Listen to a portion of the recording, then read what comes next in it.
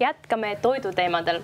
Minu külaliseks on Hannes Lents, kes on uue startupi toitle.com asutaja. Tere tulemast! Tere! Ausalt öeldes ma ei teadnud teie põnevast ettevõtmisest enne selle saate valmimist siis. Et tutvustage meie vaatajale, mida toitle.com endast kujutab. Toitle.com eesmärk on muuta selline koduse toidu tellimine imelihtsaks, et inimesed saaksid siis vastavalt oma maitse-eelistustele omale sobival ajal oma naabruskonna parimatelt kodukokkadelt tellida midagi enda peolauale või siis meeldivaks õhtusöögiks. Aga kust selline tore idee üldse alguse sai? Ma arvan, et nii nagu enamus startup ideed saavad alguse asutajate endi vajadustest, siis ka see idee sai alguse sellest, et mina oma peres tundsin seda vajadust, et meil on suur pere ja suured sünnipäevad tavaliselt ei jõua kõike kokata ise ja tahaks midagi muud lava peale kui seda Selveri valmis kööki või toitu ja tahakski, peame lugu mahedast toidust ja sellistest, ütleme siis lähitoidust. Ja kui ma hakkasin uurima, et kus siis seda saab, siis oli üks vastus, et me nädalavahetusele ei tee, eks ju, sellises koguses, nii väikses koguses ei saa tellida ja nii edasi. Mingid erinevad põhjused, miks ma ei saanud lõpuks seda. Ja siis sellest sündiski selline idee, et issanda, kui mul oleks naaber tänavast võimalust tellida, ma kohe telliks. Aga kui palju neid kokkasid hetkel registreerinud on? Kokkasid on registreerinud päris palju, arvestades meil 3. nädal lõppes ja kokkasid üle 60. See on isegi ikka väga hästi. Jah, see on palju ja kokkade huvi on suur. Aga nagu ma aru saan, siis kokaks võib registreerida igaüks. Et kas kõigil registreerijatel on täidetud ka tervisekaitsenõuded, et kas mina kui klient saan olla kindel, et see tellitud toit on puhas ja kvaliteetne? Selles mõttes sa saad olla kindel, et see on puhas ja kvaliteetne. Kuna need kokad panevad oma nime ja näo panti, sa lähed ise toidule järgi, sul tekib isiklik suhe, kontakt selle kodukokaga. Nii et sellele küsimusele vastan jah, saad olla kindel.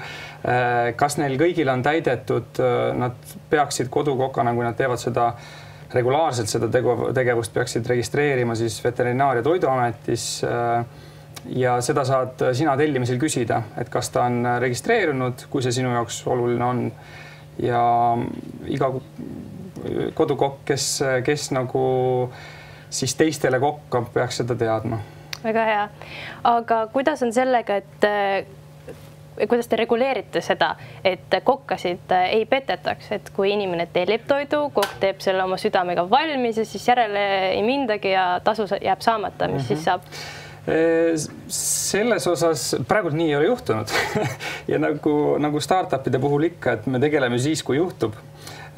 Praegusel hetkel mulle tundub, et kuna me oleme lähenenud niimoodi kogukonna põhiselt, siis need inimesed, kes sellest ettevõtmisest niimoodi osa võtavad, üldiselt neid võib nagu usaldada. Et see ei ole mingisugune suur raha tegemise koht, eks ju, et kokad ei registreeri selleks seal, et raha teha, sest kui sa nädaluse piruka küpsetad, siis sealt 4 eurot saad võib-olla. Nii et jah, et me niimoodi ette ei ole praegult mõelnud. Me kindlasti, selles mõttes meil on mingid sellised varuplaanid olemas, et kui nii peaks minema, ostame ise ära piruka, lähme ise järgi. Aga jah, praegult ei ole juhtunud. Aga mis põnev karbik sul kaasas on? Ma tõin oma registreerimata köögist sulle mahedat Tatra küpsist. Tatar on mu üks suur lemmik. On nii, ja väikse sellise hapu kirsiga. Kas ma võin proovida? Kui sa julged. Ma julgen. See on registreerimata köök, aga ma usaldan sind. Aga hoole ja armastusega tehtud küpsis.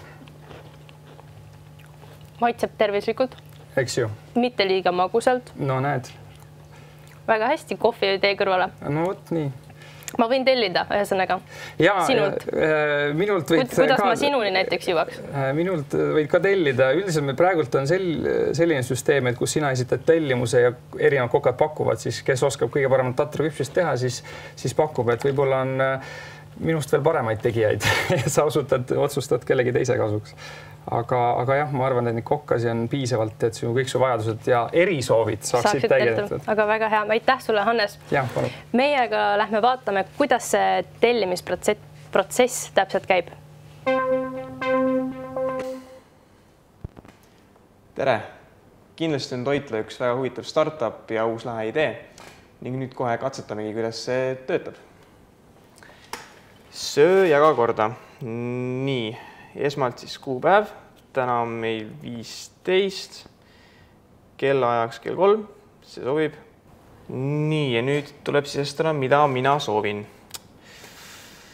Võtaks täna õige lihapirukaid. Tere!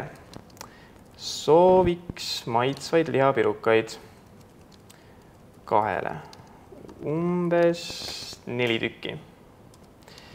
Smile, Taavi. Ja nüüd tuleb lihtsalt vajutada telli. Ja tuleb sisestada e-mail. Pandud. Ja kinnitada tellimus. Ja nüüd tulebki jääda ootama ainult, et mõni kokk ühendust võtaks.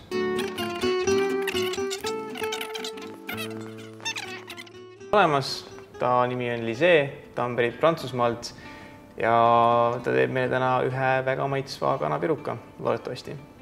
Ja tunni aja pärast saame selle kätte Balti jaamast, kuhu ta ise tuleb meile veel vastu. Nii et toidule täitsa järgi ei pea minema. Nii et väga lahe, jääme ootama. Hi Liz. Hello. You baked for us the wonderful pie. Yes. What are your thoughts on Toitla? Toitla is a website that allows people to order some food, but like with more homemade style, like more like the way of home cook, traditional. So a bit different of a restaurant, and it allows people who wants to cook and wants to make other people than family or friends to taste their food to like enlarge the person then. How many customers per day do you get? Not per day, like it's more, I would say, per week, like maybe 1 or 2, but I choose as well if I want to answer the offer or not. If I feel that I can't do it, or if I don't have the material to do what the offer asks for, then I don't reply. So are you doing this because you like to cook or to earn money? I do that mostly because I like to cook, and I want to make people discover what I like to cook, and hopefully they like it. How's the feedback been on the food? Great so far. Like I just started last week, and I made some chocolate, and people really liked them. And I made some French crepe stuffed with some filling inside, and they liked it too. What's that? Crepe, it's a thin pancake. Oh, okay. It's like a thin pancake, and you can have some sweet ones or savory. Very easy to do several things with that. Well, great. Thank you for baking us the wonderful pie. Now I believe it's time for the exchange. Now, I don't have the exact money, but that's okay. You can have €5. Yes, I might have €1. No, it's okay. Okay. Thank you very much, and have a nice evening, and head hisu. Aitäh. Aga nii. See on küll veel soe, kuigi natuke jahtunud. Ja näe, selline pirukas. Tehtud meile prontslanna poolt. Ja tunni aja tegi valmis üks ühe. Maru lahe. Nii, aga lõikame lahti, proovime ka kohe. Vaatame, see on päris kõva isegi. No nii. Päris hea kanapirukas on. Aga kanapirukas on kanapirukas ikka. Kui see soe ja väga hea, väga ilusti tehtud. Näeb välja igati esinduslik. Väga tipp-top. Nii et Toitla on, jah, toimib. Tehtud.